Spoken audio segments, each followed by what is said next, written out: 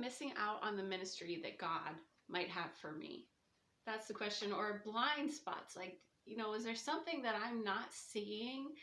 And this is mostly for singles, for young people, and even young married couples.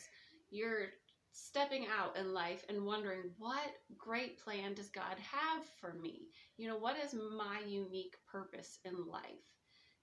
Has God called me to something? Romans 12, you look at the spiritual gifts. Those who are teaching, teach. Those who are givers, give with simplicity. Those who, just go through the whole list and you say, where do I fall in on that? And I think that very often it's not like God reveals it to you.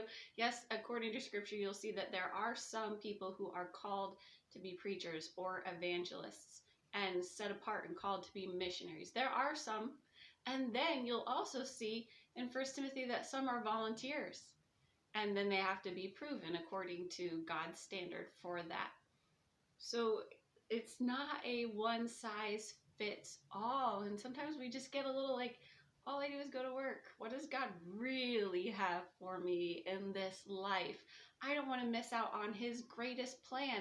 I don't want to fail to please him because I wasn't looking and searching. And it's with that heart, I think, that this question comes in. And I love this question, but I look back at our lives, and my husband and I have always had a heart for missions and in full-time ministry. And here we are 18 years into marriage, and God has not called us into any of those situations in the typical sense. But we do serve the Lord in, music and writing books, and he preaches at a rescue mission, and we do junior church, and I play the piano and nursery, and there's so many aspects of ministry. And then I have this, and none of them were like God called us into a something. And so then does that mean that we missed the mark? Or maybe life isn't about this mysterious mark? And that's probably where I believe it's more true than not. Because statistically, there's only like 2% of the entire population that has those leadership personalities and archetypes. And so those are the 2% that you'll see that are called or volunteered to those leadership roles, the shepherds, the under shepherds. What about the rest of everybody? Does God call them? And honestly, I think that more often than not, there are so many things that just need to be done. And leadership is looking for people who will show up and be responsible. And they don't have to, follow up. Did so-and-so show up to this today? Are they getting it done? Do they need an outline of what they're supposed to teach? Oh, leadership is looking for people who have initiative. There's this phrase that says, if you want something to get done, ask somebody who's busy. And that isn't promoting the busyness, stress mentality. That means that this person that you're asking to do something already knows how to do things, already knows how to get it done. They see the corner where they are, and they are ready to brighten that corner. They're taking initiative. They're having follow through. So if there's a ministry that you are missing out on, I would say that it's the one right in front of you, and that is soul winning. Because it's not flashy. Not a lot of people want to show up to visitation. Not a lot of people want to hand out tracts where they work and to their fellow employees and have those conversations before and after work, not during work. And who want to reach out to their community. If I live in a subdivision, there's probably 100 houses just in the block of my subdivision. Those people are the people that you have to minister to. And are you taking that initiative? And that's the blind spot that I think that we all, doesn't matter young or old, we get distracted. That is what we are called to do. Yes, we're called to please the Lord. And we have different areas where we work and make money. But the last thing that Jesus said was go ye into all the world and preach the gospel to every creature, teaching them to obey the commandments that God gave you. And yet how many of us are actively doing that, actively putting that in our schedules, actively getting the 100 tracks that you need to do to go out and knock on the doors of your neighborhood. And it doesn't have to be a church activity.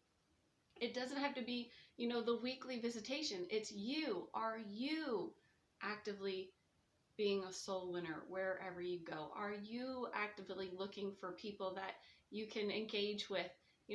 There's a song, how can we reach a world that we never touch? And I don't mean that in the liberal mindset of we need to be more like the world so that we can, touch their hearts, conform to them so that they'll want to come in.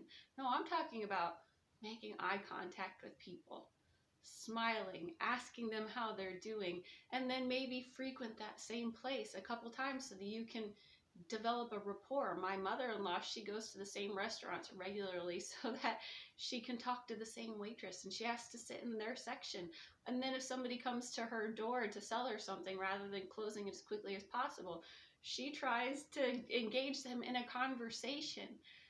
That is what we're really called for, but it's not flashy and it's invisible. And, part of us wants to tell everybody, oh, did that one time that I was soul winning and was so excited, and you kind of get some praise. And if that's why we do it, then we have our reward on this earth. But the invisible hard work of actually making connections with real people, not over the internet, I would say that is the area that we're all missing.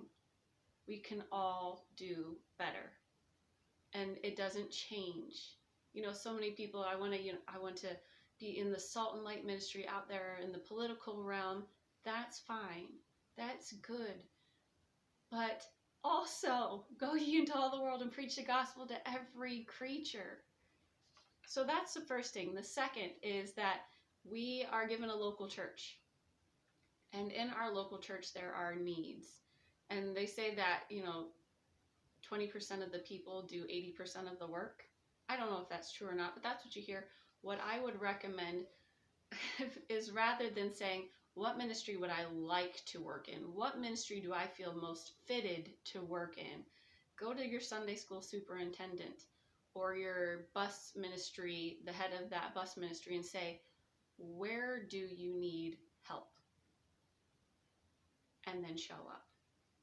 It's usually an invisible job. Like, you are a teacher's helper. You are a helper with the games. You are somebody who will show up on visitation to, maybe get up at 5 a.m. to ride the bus to be a worker. Those harder grunt work jobs are readily available, but they're needed. They are so needed. So I would ask, where do you need help? And they'll know.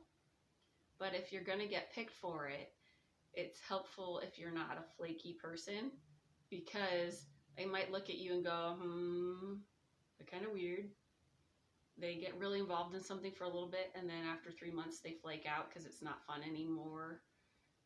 There are lots of things where you might be considered high risk. And so what I would do is be a dependable person of character who is busy about their own business, and so that you can develop a good name of somebody who's doing a job, getting it done, on fire for the Lord, and not just on fire in little spurts. Don't be that spark. Be that flame that just keeps going and going and going. It might burn low, not very attractive for everybody to see it, but steady and faithful. And if you're that kind of person, you are of such value, because you're not seeking it for your own praise. You're doing it to serve. And that is probably the end of it. So it doesn't change much as you get older. There's always places where help is needed.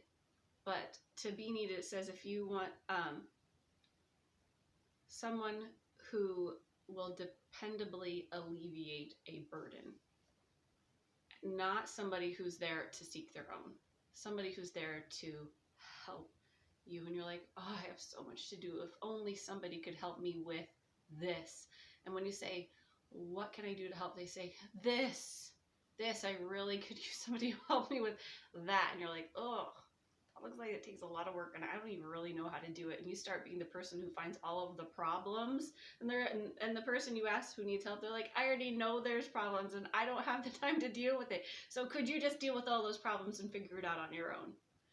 Be that person, and you will be a highly valued asset to any ministry.